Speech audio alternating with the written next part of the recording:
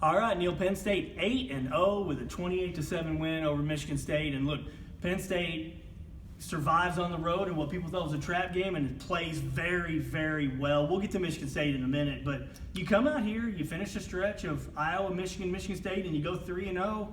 Boy, this team just finds ways to get it done. Yeah, I think they're showing a sign of maturity.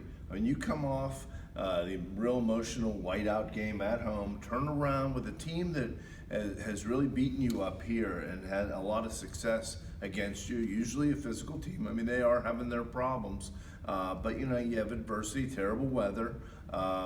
Their defense, I think, is what's really kind of hanging their hat on, and you can tell they're comfortable playing that special teams game with a great punter.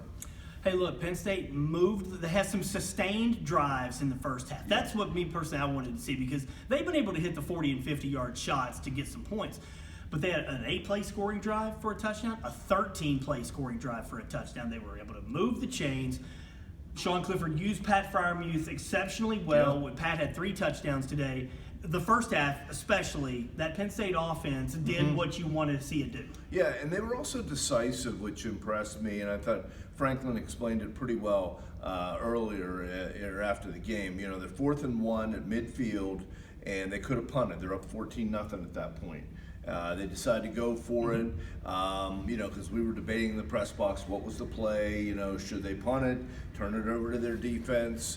There's only a couple minutes left to go in the first half. They decided to go for it, and then they go in, and they go 21-0. And really, that was essentially the ball game. Yeah, right. And he said afterwards, how he communicated with Brent Pry, his defensive coordinator, saying, "Hey, what do you think here?" And and then they settled on a play. So that was really kind of the turning point of this game, if there was one. And look, the offense didn't do much the second half. It was raining pretty good. You saw it on TV or if you were at the game.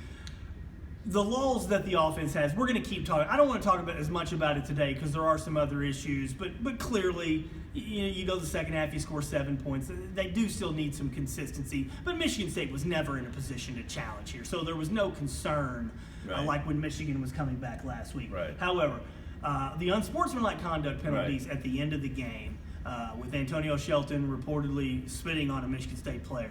Absolutely uncalled for, and I thought James Franklin handled it very well after the game. Yeah, I mean, hey, Penn State had 9 penalties. They had 3 unsportsmanlike penalties. Taunting, Franklin was all over Brisker with about a minute to play. There's just some things that need to be tightened up. Let's just put it that way. Because this has been a reputable program, and, there is some more self-expression that is permitted now, but you don't want to cross a line. And I don't think anyone was overly impressed with that. I think it took away from their second half, in addition to some of the offensive struggles in the rain and whatnot. But nobody needs that, and Franklin was very clear about it afterwards. That's not going to be tolerated. All right, who had Penn State versus Minnesota, at least as for now, both undefeated in a couple weeks? So we'll see after the bye game. Minnesota, good team. That's a good team. That'll be a tough game. But just in closing, I want to talk about the college football playoff situation because as we film this Saturday night, you expect Penn State to be number 5 in the country. They could have maybe moved up to number 4 had Auburn knocked off LSU. But look, it's going to come down to that Ohio State game.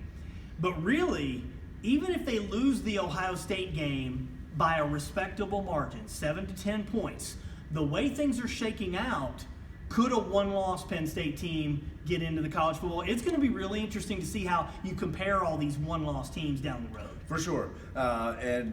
Everybody has the Ohio State game circled, and obviously they're going to need, if not to win there, a competitive loss.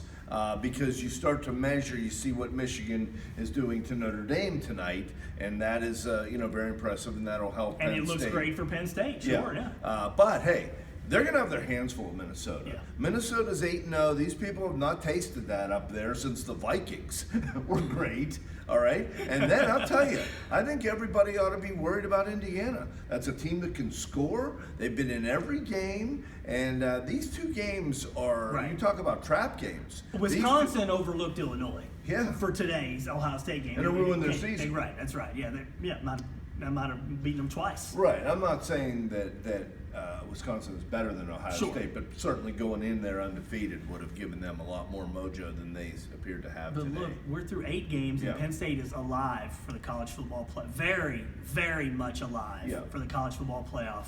That's regardless of how they got there, regardless of some offensive laws, whatever. What a ride they've been on here for 2 months. Right, and I think they're ahead of schedule Mm-hmm. somewhat. Nobody expected them to be 8-0. They expected a toe stubbing somewhere, maybe a couple. So the fact that they are in position to head into November where they are has really, I think, energized a fan base that has been waiting for this for a number of years now. Absolutely. All right, for Neil, I'm Corey. Thanks to Isaac on our video. Hopefully everybody enjoys the bye week, and thanks for tuning in.